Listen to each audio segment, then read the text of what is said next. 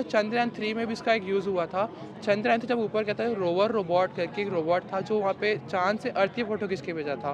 Sir वो robot जो कि ये बहुत हाईटेक था, रोवर रोबोट, उसका 20 मिनट आप इसे बोल सकते हैं सर।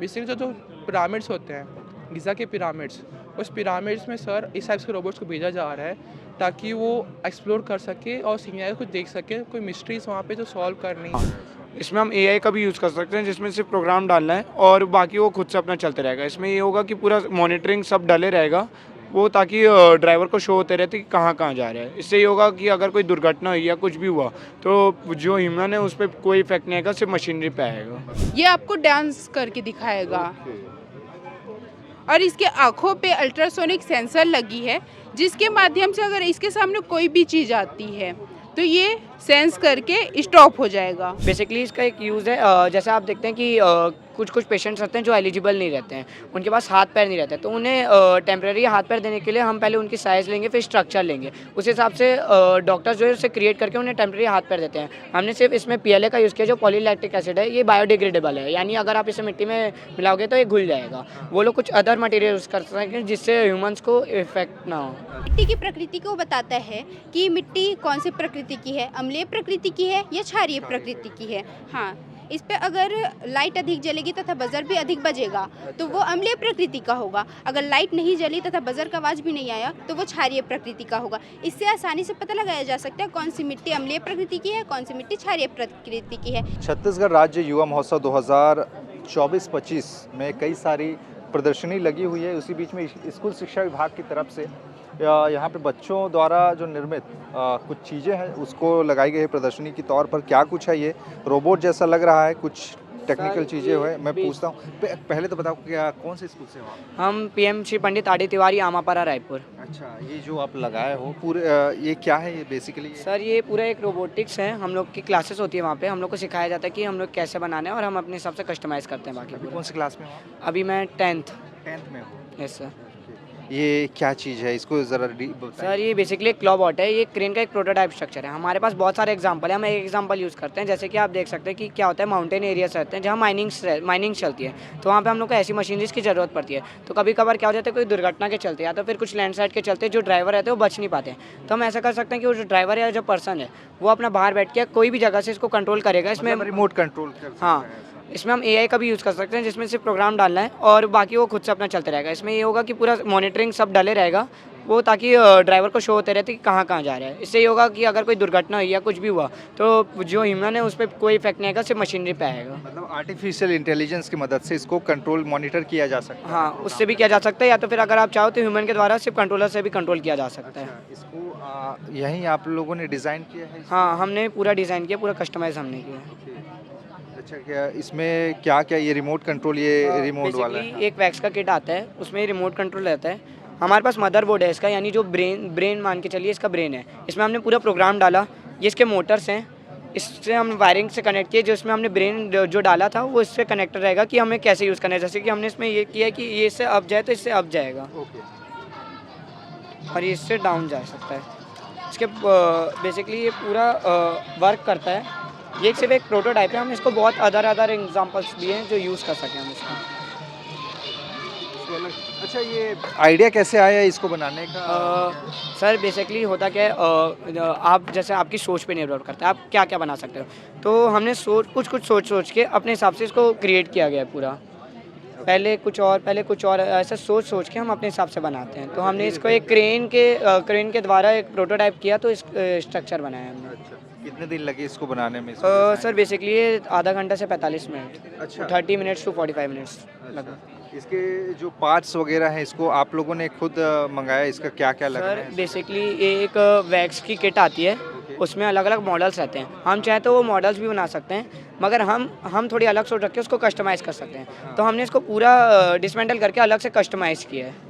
ये खासकर माउंटेन एरियाज़ में जहाँ पे माइनिंग होती है, जैसे कि बता रहे हैं, वहाँ पे ज़्यादातर समस्या होती है। वहाँ पे अंदर घुसने के बाद में लैंडस्लाइड हो जाए, कुछ हो जाए तो इस ढंग की समस्या होती है। तो यहाँ पे ह्यूमन न बैठ के इसको रिमोट कंट्रोल किया जा सकता है, बाहर रह के इसको मॉनिटर किया जा सकता है। इसमें प्रोग्रामिंग किया जाएगा, उसके बाद आर्टिफिशियल इंटेलिजेंस यानी AI की मदद से ये पूरा संचालित होगा, है ना? Yes sir. आगे और कुछ चीज़ें सर, हैं हमारे पास एक 3D प्रिंटर है। हमारे पास स्कूल में 2 मशीन है, एक एंडर है और एक प्रथम 3 पॉइंटर है। बेसिकली इसका एक यूज़ है, जैसे आप देखते हैं कि कुछ पेशेंट्स रहते हैं जो एलिजिबल नहीं रहते हैं, उनके पास हाथ पैर नहीं रहते, तो उन्हें टेम्प्रेरी हाथ पैर देने के लिए हम पहले उनकी साइज़ लेंगे, फिर स्ट्रक्चर लेंगे। उस हिसाब से डॉक्टर्स जो है उसे क्रिएट करके उन्हें टेम्प्रेरी हाथ पैर देते हैं। हमने सिर्फ इसमें PLA का यूज़ किया, जो पॉलीलैक्टिक एसिड है। ये बायोडिग्रेडेबल है, यानी अगर आप इसे मिट्टी में मिलाओगे तो ये घुल जाएगा। वो लोग कुछ अदर मटेरियल यूज़ कर सकते हैं जिससे ह्यूमंस को इफेक्ट ना हो। ये सर, ये क्या? बेसिकली एक पेन स्टैंड है और ये एक मोबाइल स्टैंड है और ये बच्चों ने चेयर, ये बेसिकली 6th और 7th के बच्चों ने बनाया है। ओके, ये आप लोगों ने बनाया है इधर के, और ये 8 to 10 के बच्चों ने, ये 6 to 7 और ये 5th to 6। अच्छा, ये क्या है, ये ज़रा बताइए। सर, ये बेसिकली ब्लॉक प्रोग्रामिंग यूज़ करके एक गेम बनाया गया है। अच्छा, जो ब्लॉक प्रोग्रामिंग है, जैसे बाकी लेवल ऑफ कोडिंग रहता है, वो इससे ज़्यादा ईजी, मतलब कि ये ज़्यादा ईजी रहता है। जैसे कि जावा स्क्रिप्ट हो गया और भी बाकी सारे जैसे होते हैं सब- पाइथन वगैरह, वो सब वो बहुत ज़्यादा हाई लेवल का हो जाता है। इसमें कोड ऑलरेडी दिए रहता है, बस आपको अरेंज करना रहता है। ये सेम कोड दोनों बॉट में यूज़ किया गया है। थोड़ा प्ले करके दिखाएंगे कैसे Yes, होता sir. है ये? सर, बेसिकली ये गेम में ऐसा प्रोग्राम किया गया है कि शार्क मूव होगा तो स्टार को हमें टच करना है। सर, हमने स्टार को टच किया तो स्टार का जो कलर है वो भी चेंज होता है और यहाँ पे आपका स्कोर भी रहता है। ओके, जैसे जितना जितना हम कर रहे हैं उतना अपना स्कोर बढ़ता जा रहा है। सर, ये जो है ये स्क्रैच से बना है, जो एक ओपन एम्प वेस्टफ्रॉम है और इसे कोई भी यूज़ कर सकता है। कौन से क्लास में हो अभी आप? मैं क्लास 7th में हूँ। ये डिज़ाइन किसने किया? आप लोगों ने मिल के डिज़ाइन किया? कौन से क्लास वाले मिल के डिज़ाइन किया आप? जी, 6th और 7th वाले डिज़ाइन करते हैं इसे। देखिए, प्रोग्रामिंग बहुत लोगों के लिए बहुत बड़ा शब्द होता है प्रोग्रामिंग करना, और 6 से 7 क्लास के स्टैंडर्ड के जो बच्चे हैं उन्होंने एक गेम डिज़ाइन किया है। और आप देखिए इसको पूरे प्रोग्रामिंग के तरीके से, एक शार्क है यहाँ पे, उसको कैसे हैंडल करना है। मतलब आप सोचिए, प्रतिभा छत्तीसगढ़ में उभर रहे हैं और ऐसे स्कूलों में जो आजकल डिजिटल ज़माना है, AI का ज़माना है, आर्टिफिशियल इंटेलिजेंस का ज़माना है, और ऐसे में जो प्रोग्रामिंग लैंग्वेज हैं उसको किस ढंग से करके गेम तैयार किया जा रहा है छत्तीसगढ़ में, रायपुर में। ये इसका एक जीता जागता उदाहरण है। और भी कुछ चीज़ें हैं। ये क्या है? एक्सप्लोरर बॉट है। Okay. बेसिकली इसका एक्सप्लोर करने का काम करता है सर। इसका जो कैमरा है वो 360 डिग्री घूमता है। डुअल गियर सिस्टम इसमें इंस्टॉल है और सर 180 डिग्री अप डाउन भी होता है सर। बेसिकली सर एक्सप्लोर करने का काम करेगा। जो केव्स होते हैं, जो कॉम्प्लेक्स स्पेसेस होती हैं, गुफाएं। यस सर, वहाँ ड्रोन्स आना पॉसिबल नहीं है, ना ह्यूमन्स आना पॉसिबल है। वहाँ सर जो कि है ये रोबोट जाएगा और एक्सप्लोर करेगा और हमको फुटेजेस जो कि है इस लैपटॉप में हमको शो करेगा सर। बेसिकली सर चंद्रयान 3 में भी इसका एक यूज़ हुआ था। चंद्रयान 3 जब ऊपर कहता है रोवर रोबोट करके एक रोबोट था जो वहाँ पे चांद से अर्थ की फोटो खींच के भेजा था सर। वो रोबोट जो कि ये बहुत हाईटेक था, रोवर रोबोट, उसका 20 मिनट आप इसे बोल सकते हैं सर। बेसिकली जो पिरामिड्स होते हैं, गिज़ा के पिरामिड्स, उस पिरामिड्स में सर इस टाइप के रोबोट्स को भेजा जा रहा है ताकि वो एक्सप्लोर कर सके और सीनियर को देख सके। कोई मिस्ट्रीज वहाँ पे जो सॉल्व करनी नहीं है, वो एक्सप्लोर मिस्ट्री सॉल्व करने के लिए सर। अच्छा, इसकी और क्या क्या, इसको जैसे कंट्रोल करना है तो इसमें भी प्रोग्रामिंग वगैरह डाल के AI की मदद से यस कर सर, सकते हैं? AI नहीं सर, हम लोग खुद प्रोग्राम करते हैं। ब्लॉक प्रोग्राम जैसे आपने यहाँ पे देखा, हाँ। सेम प्रोग्रामिंग सर इसमें की गई है। उसमें उस गेम बनाया गया और उस गेम को हम हटा दें तो ब्लॉक प्रोग्रामिंग इसमें भी इंस्टॉल की गई है सर। Install की गई यस सर।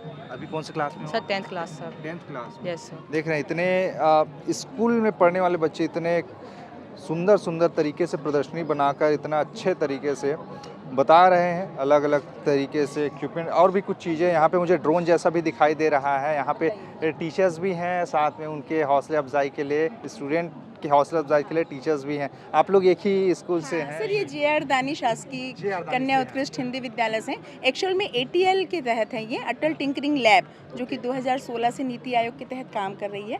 तो स्कूल में भी अटल टिंकरिंग लैब है। करीब करीब गवर्नमेंट स्कूल्स में हमारे डाटा दिए हुए हैं 278 के आसपास हैं, जहाँ पे स्टेम को आधार माना गया है, साइंस, टेक्नोलॉजी, इंजीनियरिंग और मैथमेटिक्स को, ताकि बच्चे फैमिलियर हो सकें टेक्नोलॉजी को लेके। अब बच्चे आपको बताएंगे कि वो क्या मॉडल और क्या प्रोटोटाइप बनाए हैं। सर, कौन सी क्लास में, क्या नाम है आपका? मैं सुमन ठाकुर हूँ। मैं 11th पे हूँ। अच्छा, 11th में। ये क्या क्या चीज़ें हैं, ज़रा बताइए, समझाइए क्या है, कैसे काम ये करता है? 3D पेन है। अच्छा, ये 3D प्रिंटर का छोटा रूप है। ओके। ये वैसे ही काम करेगा, बट ये छोटा रूप है। और ये मिट्टी परीक्षण यंत्र है। ये मिट्टी की प्रकृति को बताता है कि मिट्टी कौन सी प्रकृति की है, अम्लीय प्रकृति की है या क्षारीय प्रकृति की है। हाँ, इस पे अगर लाइट अधिक जलेगी तथा बजर भी अधिक बजेगा तो वो अम्लीय प्रकृति का होगा। अगर लाइट नहीं जली तथा बजर का आवाज़ भी नहीं आया तो वो क्षारीय प्रकृति का होगा। इससे आसानी से पता लगाया जा सकता है कौन सी मिट्टी अम्लीय प्रकृति की है, कौन सी मिट्टी क्षारीय प्रकृति की है। जैसे कि किसान होते हैं, वो ज़्यादा उन्हें नॉलेज नहीं रहता, तो वो किसी भी टाइप्स मिट्टी में जो फसल होते हैं वो उपज कर देते हैं, जिसके कारण उनका जो फसल है वो बर्बाद हो जाता है। तो वो अगर हमारे ये यंत्र का इस्तेमाल करके अगर वो फसल उपज करते हैं तो उन्हें बहुत सहयोग प्रदान होगा। इससे यह पता चलेगा कि ये फसल उपजाऊ है, मतलब ये मिट्टी उपजाऊ है या नहीं है। हाँ, एक बार जरा टेस्ट करके बताइए कैसे हाँ। होता है प्रैक्टिकल।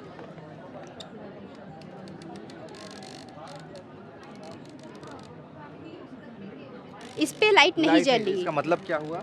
इसका मतलब ये है कि ये क्षारीय प्रकृति की मिट्टी है और इस पे लाइट जल रही है तथा बजर का आवाज़ भी ज़्यादा है, तो ये अम्लीय प्रकृति का मिट्टी होगा। हाँ। अच्छा, तो आप सोच सकते हैं जो टेक्नोलॉजी है उसमें किसानों को किस तरह से सहूलियत हो सकती है, खासकर खेती में मिट्टी किस प्रकार की है उनकी और उसके हिसाब से फसल तैयार कैसे करें, इसके लिए ये नमूना बनाया गया है। अगर इसको लागू भी किया जाता है तो हो सकता है कि किसानों को इसके लिए बहुत फ़ायदा मिले। ये आगे कुछ चीज़ें और है, क्या है ये? नाम बताइए क्या? सर मेरा नाम मुस्कान पटेल है, मैं क्लास 11th की आर्ट्स की स्टूडेंट हूँ। आर्ट्स की पढ़ाई Yes, करें, लेकिन इधर टेक्नोलॉजी को लेकर आई हैं आप। Yes sir. सर मेरी रुचि इस पे थी इसलिए मैं इस पे आई, पर सर मैं 8th क्लास से मेरा ये भी था कि मैं आर्ट्स लेके पढ़ाई करूँगी। अच्छा। सर मैं दोनों रुचि को अपना आगे बढ़ा रही हूँ। सर ये हमारा मॉडल है गार्बेज कलेक्टर। Garbage collector. हाँ सर, हम जिस प्रकार देखते हैं कि हमारे घर के आसपास होते हैं खाली प्लॉट होती है जहाँ कचरे का जमाव हो जाता है, उस कचरे पे कई सारी नोकीली चीज़ें, धार वाली चीज़ें होती हैं, जिनके कारण सफाई कर्मचारी जब वहाँ सफाई करते हैं तो उनके हाथों पे कट लग जाती है या भी संक्रमित हो जाते हैं। इस समस्या को देखते हुए हमने यह मॉडल तैयार किया है। लगातार 2 दिन से काम करने के कारण इसके एक पहिए पे थोड़ी सी खराबी आ गई है, लेकिन इसका एक पहिया काम कर रहे हैं। ये इस तरीके से आगे जाएगा और इसी तरीके से पीछे आएगा। ये हमारा गार्बेज है। हमने गार्बेज को पकड़ा और हमें जिस स्थान पर उसे डंप करना है उस स्थान पर वो जाकर हम डंप करेंगे।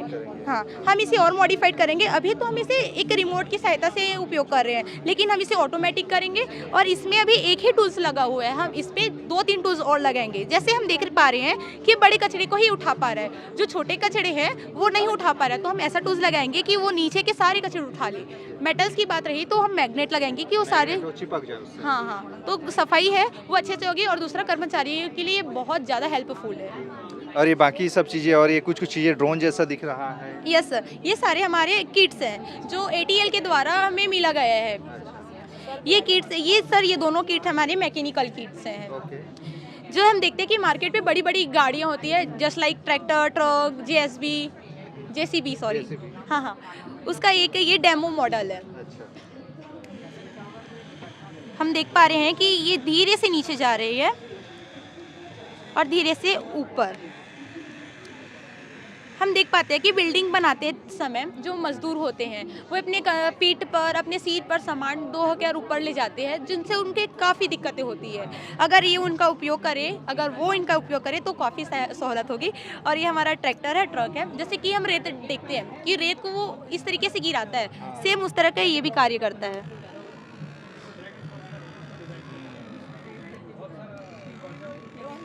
आप सोच सकते हैं स्कूल के बच्चे हैं और इतना सुंदर तरीके से इन लोगों ने चीज़ों को बनाए हैं। अगर इसको बड़ा रूप देकर किया जाए तो बहुत कुछ सुविधाएं लोगों को मिल सकती है, सहूलियतें मिल। इसमें रोबोट दिख रहा है, ये ड्रोन भी दिख रहा है। ड्रोन जैसा ये ड्रोन ही है ना? ये वुडन ड्रोन है। अच्छा, वुडन लकड़ी का। हाँ, ये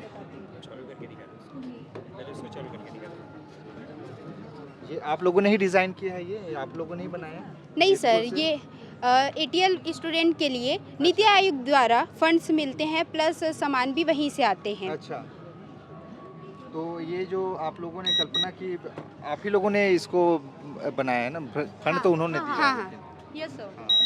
सर इनके गाइड टीचर्स भी होते हैं, कुछ टेक्निकल इनके एक्सपर्ट्स भी आते हैं। अभी फ़िलहाल दानी स्कूल में मधुबाला मैडम हैं जो इनकी गाइड टीचर्स हैं, और कभी कभी टेक्निकल इनके एक्सपर्ट्स भी आते हैं। स्टेट लेवल पे इसका पूरा कंडक्शन होता है प्रॉपर, चूँकि ये सेंट्रल गवर्नमेंट के तहत काम हो रहा है तो इनको समय समय पे सारा चीज़ फीड किया जाता है और ऐसा प्लेटफॉर्म दिया जाता है। जैसे कि अभी ये युवा उत्सव में आए हैं तो ATL को इस बार ज़्यादा फोकस किया गया है, बच्चे फैमिलियर हो सकें, हायर एजुकेशन और स्कूल एजुकेशन के बीच की जो दूरी है वो कम हो सके इसके लिए। सुंदर है। और ये आप देख रहे हैं ना, लकड़ी से बना हुआ ड्रोन, यहाँ पे इसका रिमोट कंट्रोल है और पंखा घूम भी रहा है। एक बार जरा दिखाइए कैसे चालू होता है। ये देखिए पंखा चालू हुआ और यहाँ से इसको कंट्रोल किया जा रहा है, लाइट्स भी जल रही है यहाँ पर। ये क्या है ये?